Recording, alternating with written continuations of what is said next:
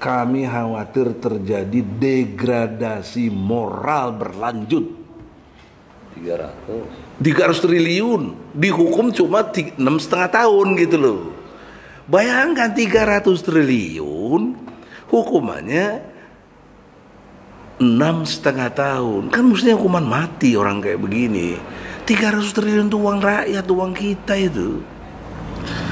Jadi dalam perspektif inilah saya ingatkan saudara saya Yusril Iza Mahendra, dengan sangat hormat, batalkan program memaafkan koruptor nih.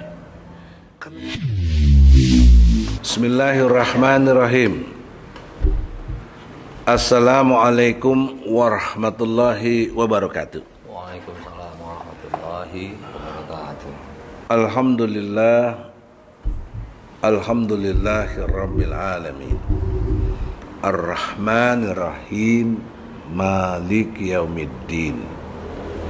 Asyhadu an la ilaha illallah wa asyhadu anna Muhammadur Rasulullah.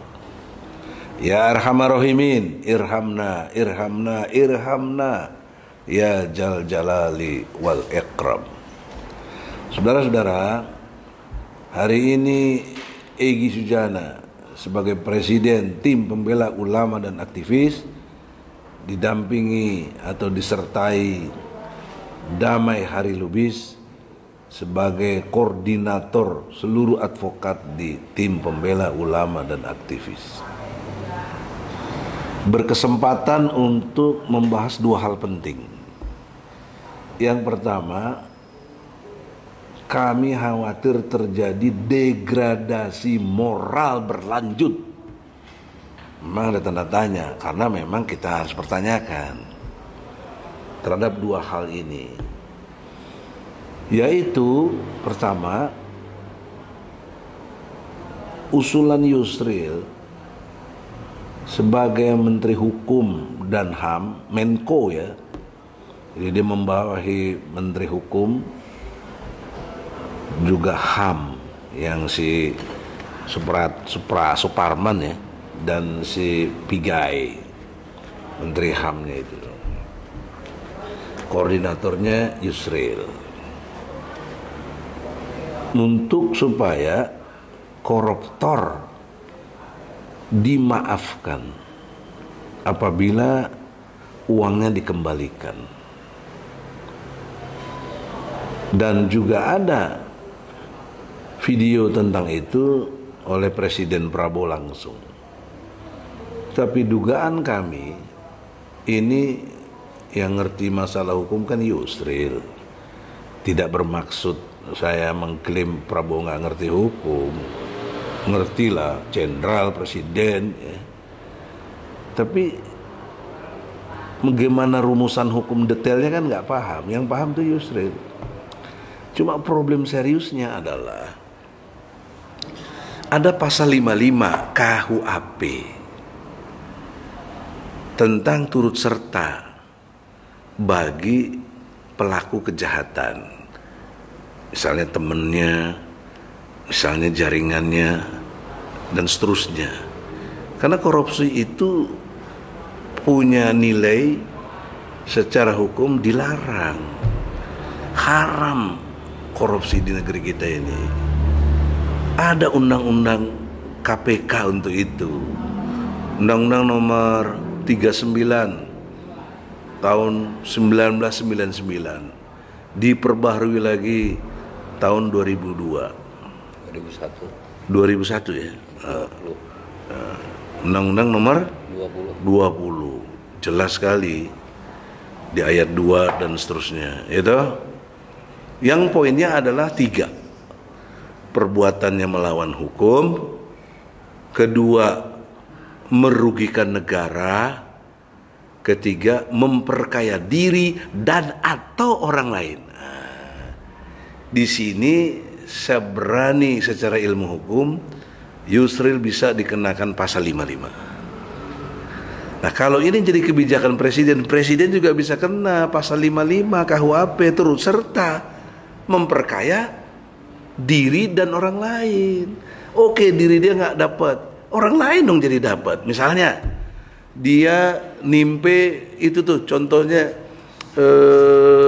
si siapa itu Muiz tuh yang 6,5 triliun 300 triliun dihukum cuma 6,5 tahun gitu loh. Bayangkan 300 triliun hukumannya 6,5 tahun. Kan mestinya hukuman mati orang kayak begini. 300 triliun itu uang rakyat, uang kita itu. Yang ada dalam sumber daya alam namanya timah. Kurang ajar orangnya. Dia kita ketahui lewat medsos punya rumah di Australia dan di tempat-tempat lain. Bahkan ada info di Inggris juga punya. Yang sifatnya luar biasa kemewahannya. Punya private jet. Dan yang paling menarik, uang itu diakui uang istrinya. Istrinya sendiri yang ngomong, uang saya katanya. Dari mana istri dapat uang sebanyak itu? Karena investigasi harus mendalam. Karena telah melawan hukum dan merugikan negara dan memperkaya dirinya. Nah, kenapa saya kenakan pasal 55? Karena Yusril mengkondisikan dimaafkan. Asal balikin. Pertanyaan seriusnya, 300 triliun kalau dibalikinnya cuma 100 triliun aja misalnya, 200 triliun udah gak ada. Nggak mungkin negara nggak nerima. Daripada terima 100 triliun, 200 triliunnya kemana? Dimaafkan. Di situ hukum berperan menciptakan kondisional objektif, dibantulah orang menjadi kaya raya oleh kebijakan. Jadi tidak mengurangi hormat saya dengan Yusril, dia sahabat saya, sama-sama pendiri Partai Bulan Bintang di samping MS Ka'ban. Kita ingat betul di rumah Anwar Haryono, mantan ketua Dewan Dakwah. Jangan lupalah sejarah itu. Saya ini pendiri ya Partai Bulan Bintang. Dan waktu periode pertama saya tampil calon ketua umum, lawannya Yusril dan Sumargono almarhum, ketua Kisdi. Memang yang menang Yusril karena dia menggagas awal, tapi kita ini pendiri ya kalah, dan banyak kebijakannya yang tidak sependapat. Saya keluar dari PBB. Sebenarnya nggak bisa, pendiri kok keluar gitu. Tapi ya nggak ada urusan lah, daripada saya nggak nyaman kan. Kalau Yusril nggak bener cerita saya boleh konfirmasi. Ini kan cerita lalu, cerita 25 tahun lalu gitu loh, kurang lebih ya. Jadi dalam perspektif inilah saya ingatkan saudara saya Yusril Iza Mahendra dengan sangat hormat, batalkan program memaafkan koruptor nih, karena menghina juga para korban dari korupsi ini yang luar biasa ya. Nanti bagaimana yang kalau korupsi dari judi online, bagaimana kalau dia korupsi dari yang lain-lain tadi, dimaafkan, ngembaliinnya nggak sesuai dengan yang dia timpe. Coba, Anda telah memperkaya diri orang lain, Anda turut serta. Saya bisa lakukan advokasi, saya advokat, saya lawan kalian ya. Maka saya ingatkan Prabowo, sebelum ini jadi kebijakan, saya ingatkan, saya sayang dengan Prabowo, saya dukung beliau. Kami ya berdua, kami berdua. Karena memang saya sejak 2014 dan 2019 saya lawyer Prabowo dalam Pilpres, sampai di penjara membela beliau tahun 2019 karena saya berani mengatakan people power. Tapi beliau besuk kan? Beliau besuk. Ditolak pertama. Mbak Titi besuk, Amin Rais besuk, nggak boleh. Alasan jadwal kunjungan udah habis. Ini yang busuk nih orang spesial, capres waktu itu 02 dia. Ditolak, luar biasa kezolimannya Jokowi presiden waktu itu gitu loh. Saya nggak ditolak besuk karena pengacaranya.